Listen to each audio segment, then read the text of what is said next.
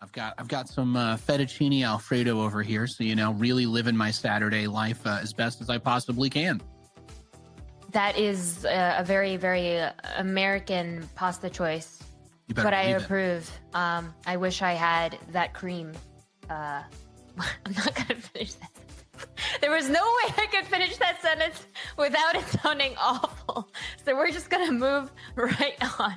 It's just been one of those days, guys. It's just been one of those days. And now after a TBT, we get to talk about Astrea and MCanning. Yeah, I'm excited. Astrea MCanning, right? PvP, hashtag AST, hashtag MCA. Yo, what's up? Yeah. Oh, I love both these players so much. They're so fantastic and excellent. And it really is always just a joy when they build the pylons versus each other.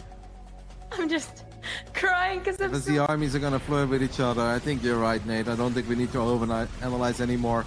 DNS is going to try one more time, but after losing another Nexus, I think he knows the longer this goes, the worse it gets. There are so many Zealots and Archons coming in from the top. The rest of Hellraiser's army is coming in from the bottom. It's all a little clumsy, but it's a numbers game.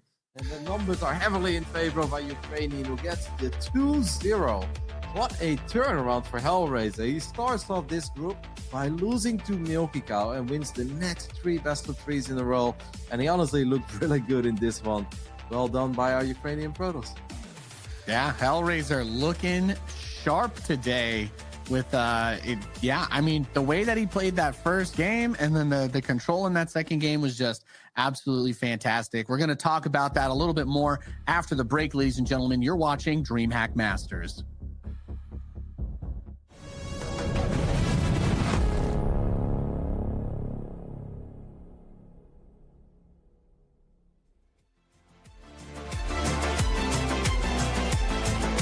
So that is the natural next step in TVZ, worrying about the resource. Oh my god!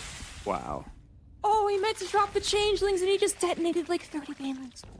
Yep, Maybe 20, but still. That's kind of not meant to be the play, guys. That's not a thing. Masa isn't even mining from his natural. Like, there's a bunch of SCVs. Yeah, they've just been following this guy for like a lot of the game, actually. And on his third and fourth, he's got way oversaturated, like 25 plus SCVs on both bases. He's like sitting on stage, getting a proper fist bump, and even in game 2, I feel like Jon Snow had a bit of momentum. He is an absolute character of the NA scene and gem in my eyes.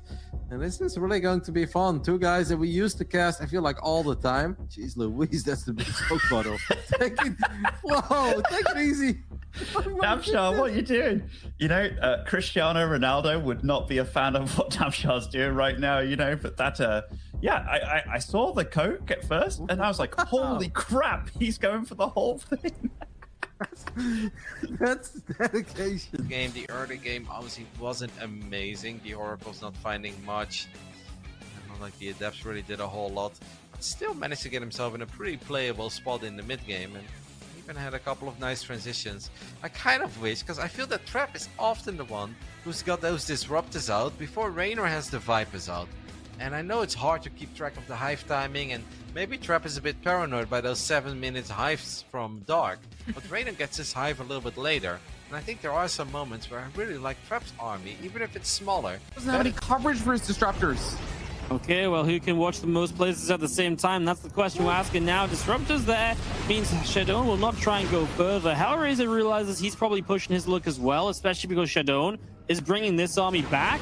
Uh-oh, Hellraiser, what are we going to do? Maybe blink to the bottom right and try... Oh, he flanked the Disruptors and he killed them all! Oh my god!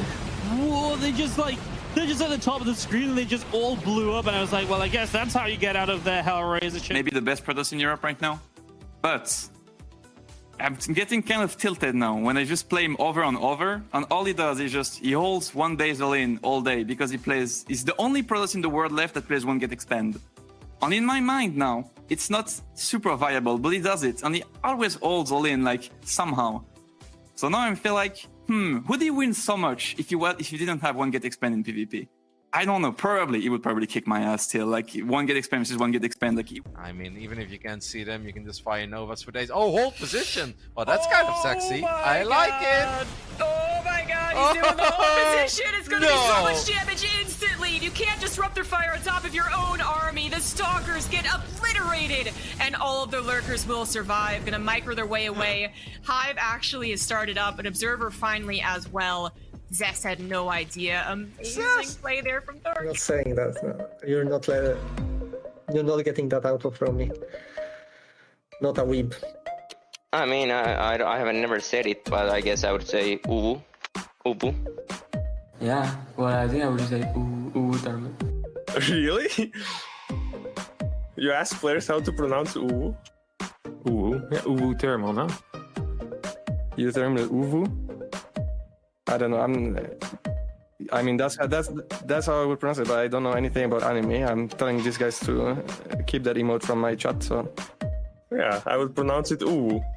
What does it mean? I don't know. I don't watch anime. It's just in my stream I had a meme, or well, a meme. I made some money off it where I donated a few subs.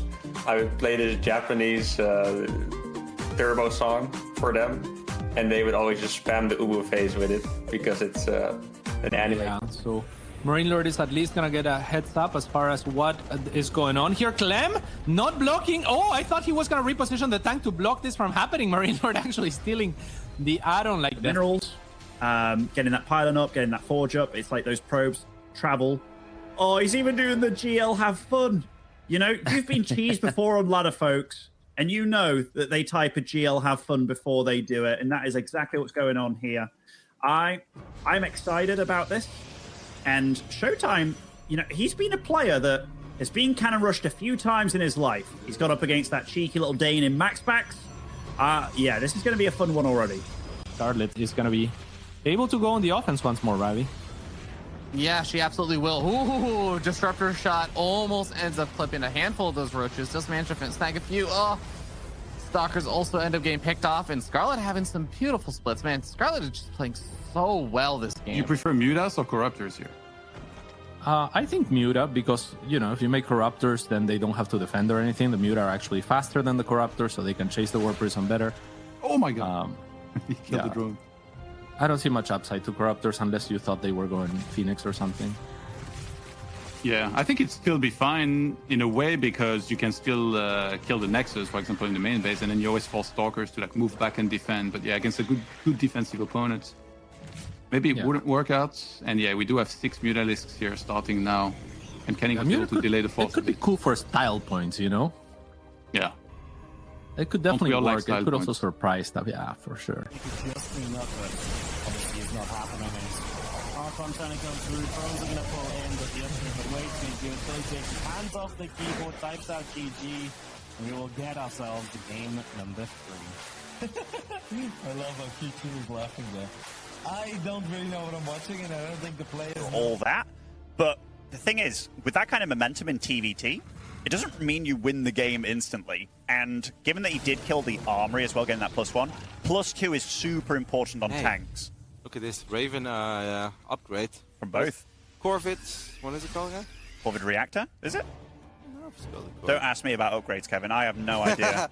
The TLDRs at the Raven spawn with a little bit of extra energy. And I was wondering, what is going to stop Gabe from trying to do the same thing as Maru?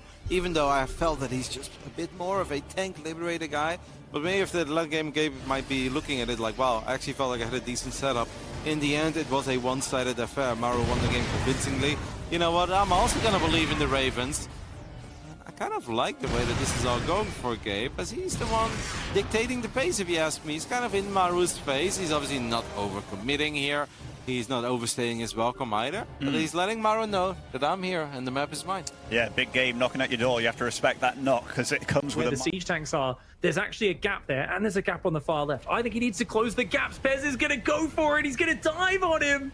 All of the Zealots just diving straight in, but there's so many bunkers, he hasn't been able to get through the majority of them, and only just starting to siege some of the tanks in towards the right side. It's looking like Seether's going to break through here, Pig. Dude, the bunkers, it was like 10 bunkers. 2 left standing and only 1 siege tank at the end. Isn't enough? Remember, these are unupgraded Marines. They kind of suck. Battery overcharge of the Archon, trying to hold on against like 100 Marines, SCVs, and Vikings. And Seether with just the most surprising of tournament builds. 4 barracks pumping Marines. tanks, volley kings just coming over, building bunkers so patient. Guy, he's not just building those defensively, he's building Ravagers, he's got Lings on the way as well. Did Drogo overstep? Does he have enough to actually defend this? The Pulsar beam is going to be limited, and more Lings get in. Wow. I just saw Drogo's face on the webcam, and somebody could have brought this up. Like, is this what made you start going into games like this? Because this has been way more crazy, and this isn't the Soul that I'm used to seeing either. I just kinda accept that you can't win with standard play with TERRAN, so this is why. That's what it's about. Yeah. So now I'm only cheating every single game. Okay, this is how you play, man. That's how I mean, it's working. It's working, and you're going up against Clem next. Maxpax could just blink on out of there, and he's actually continuing to warp in. He's got such a chunky number of stalkers here. He's going to try and attack into this. Tanks are here. Clears one. Can he get the second? He does after a few more shots. It looks like these stalkers are getting mowed down, though. However, has the damage been done? That is Stim. Stim, he abducted onto his infestors. There's no damage there. This is a disaster of an engagement for Miyamika. He's just getting absolutely slaughtered. Yeah, I mean, hit the Viper hotkey, went for the abducts, but not pulling them into Hydras, pulling them over the infestors. Probe is just doing a dance here. And most importantly, they're protected by spore crawlers. That's going to add in some Sim City so the ultras derp around. It's also going to add threat to the Vipers who are going to try and come in and abduct. But when there's so many spore crawlers, you know, Vipers are actually like kind of tanky in a way, but spore crawlers do well against them. So it's a risk is what I'm I gotta go with Yona. Every time I manage to tilt him, I have to go back to the VOD and watch the precise moment where his heart breaks in two, you know? And that's kind of fun. Once here in the natural, just picking off 3 units. He's still got Blink. He's got his own Disruptor down here as well. There's the Blink, and now Probe can send in the Disruptor Nova. Nothing people can do about it. Huge Nova there. GG. Wow. Oh, Probe's ecstatic about that one. Damn, he feels good. All right, GG. So Probe going to the grand final with a map advantage. Won the winner's bracket there. Well, and if you can just buy time for mutas to get out, he can afford up to 6 mutas with the gas he's got. So, I mean, a good few mutas, it's possible, but it doesn't take a while. This Warlock's going to go down too. Uh-oh. Yeah, this is a disaster for Namshar, because these mutas, yeah, they have been fired up. It takes a little while before they're out. Roast them and toast them. That is going to be so many dead drones. Wardy, I'm going to close my eyes, hold my hand, and tell me how many drones survive. Well, I feel like Namshar's not having a good game. It's just raw power at this point. The Probes, he blinks on the army, trying to take out the Immortals. The Phoenix even come in to finish off the job. Well played by Skillus, very well played. Yeah, Hands off the keyboard as well, look at that.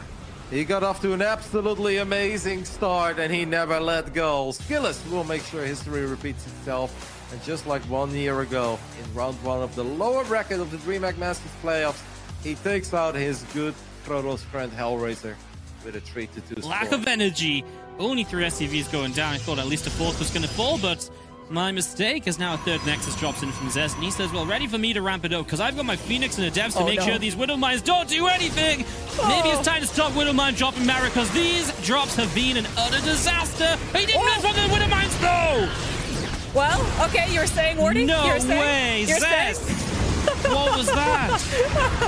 He had everything required to handle that. He could have taken... I think Erik might just about have done it with this huge upset. Insane. GG. Erik has defeated Elazer as Diego goes down, and now Erik must find himself in that grand final against Special. That is going to be a difficult match. He went up to 4 bases, 32 worker advantage. I truly cannot believe it. +2 melee is done, +2 flyer attacks is done.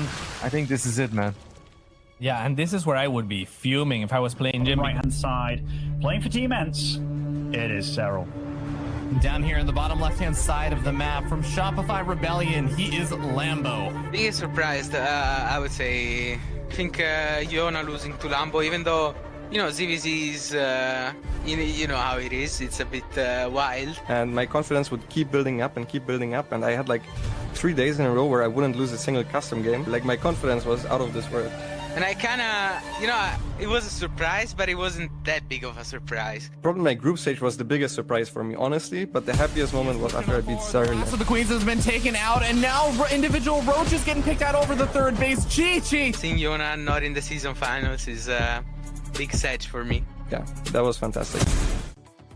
Hello lads, I'm Reynor, known as Ricardo over here in the hills, and I play Zerg. I love Zerg. As I said, I'm a fast fingers, slow brain kind of player, so that's perfect for Zerg. Just love the movement and the fast units and everything, so yeah, I just love Zerg in general. And go right up the middle and kill Maru before the rest of his army joins up.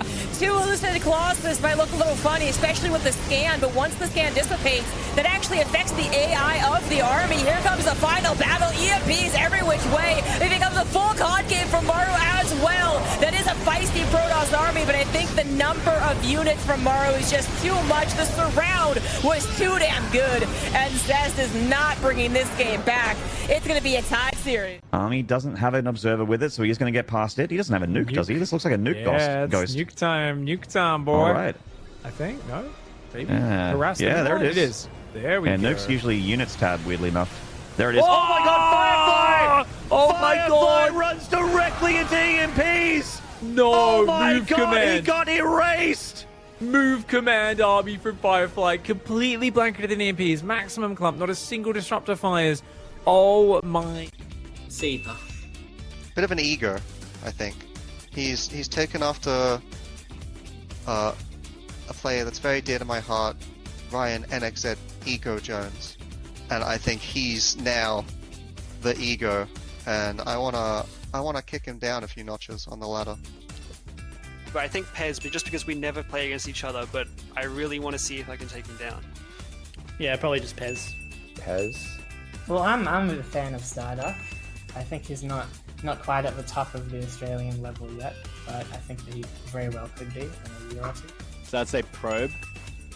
I really think my TVP has improved, and I really want to show that it has improved by taking him out. I'm not sure about International. I used to be a Miyamaka fan, but he's put me off lately, so... yeah.